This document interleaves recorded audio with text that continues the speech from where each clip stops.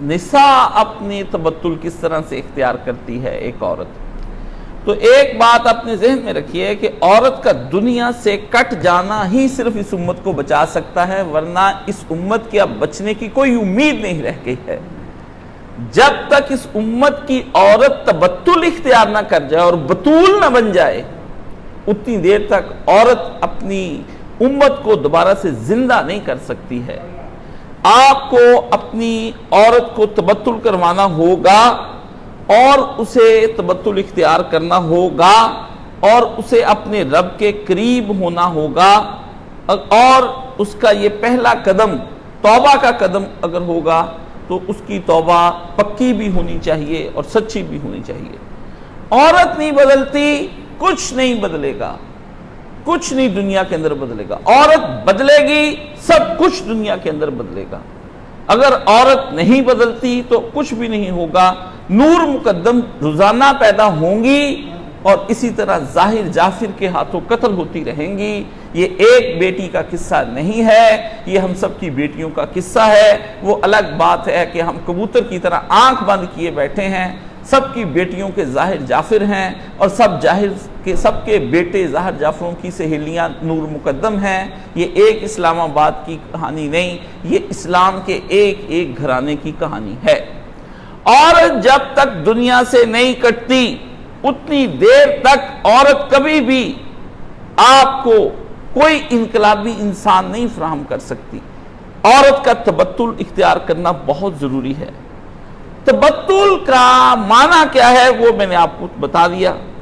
عورت جب تبتل پر آتی ہے، یا عورت کی سچی توبہ اگر آپ نے دیکھنی ہے کہ ایک عورت سچی توبہ کر گئی ہے، تو وہ تبتل کا معنی صرف سادہ سی تعریف میں یہ ہو جائے گا کہ عورت کا زمانے کی آنکھ سے خود کو بچا لینے کا نام تبتل ہے. اگر زمانے کی آنکھ سے ایک عورت تبتل اختیار کر لیتی ہے اور وہ بچ جاتی ہے تو اس نے صحیح معنوں میں تبتل اختیار کیا ہے. اگر وہ برقع پہن لے، اگر وہ نقاب کر لے، اگر وہ لمبا سا عبایا پہن لے، اگر وہ لمبی لمبی چادریں پہن لے، ڈھیلے ڈالے لباس پہن لے، کچھ کر لے، لیکن اگر وہ مردوں کی آنکھ کے سامنے ہے اور اس طرح سے ہے کہ عورت اس طرح سے نمایاں ہو جائے کہ نظریں اس پر جم جائیں، یہ اسے تبتل اختیار ابھی نہیں کیا ہے. اللہ کے پیارے نبی صلی اللہ علیہ وآلہ وسلم بیویوں کو سورہ احزاب کی آیت نمبر 33 میں اللہ نے صاف فرما دیا، اے نبی کی بیویوں تمہیں گھروں میں ٹک کر بیٹھنا پڑے گا. وَقَرْنَ فِي بُيُوتِكُنَّ، تم عام عورتوں کی طرح سے نہیں ہو، تمہیں گھر میں ٹک کر مومن عورتوں کو بیٹھنا پڑے گا اور تبرج سے بچنا ہوگا. تبرج کیا ہے آج اس کو بھی آپ کو سمجھانا ہے.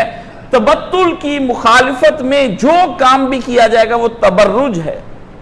تبرج کا مطلب یہ ہے کہ اس طرح سے مردوں کے سامنے آ جانا کہ مردوں کی شہوتوں کو تحریک پیدا ہو، مرد عورت کی جانب متوجہ ہوں، عورت کا مردوں کے مجمع میں یوں نمایاں ہونا کہ آنکھیں اس کی طرف اٹھ جائیں، بھلے وہ برقعے میں ہے اور چاہے وہ برقعے میں نہیں ہے، چاہے وہ پردے میں ہے چاہے وہ پردے میں نہیں ہے.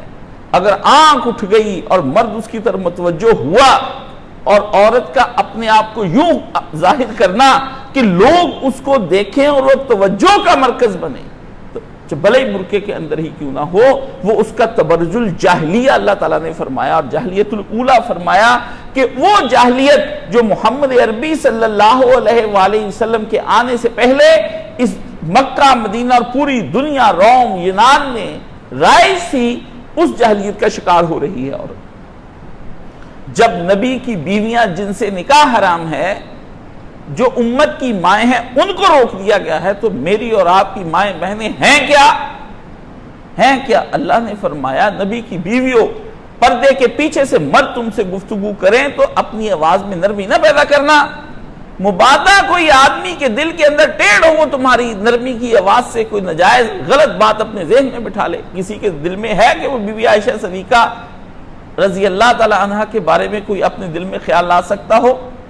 ہاں، ہمارے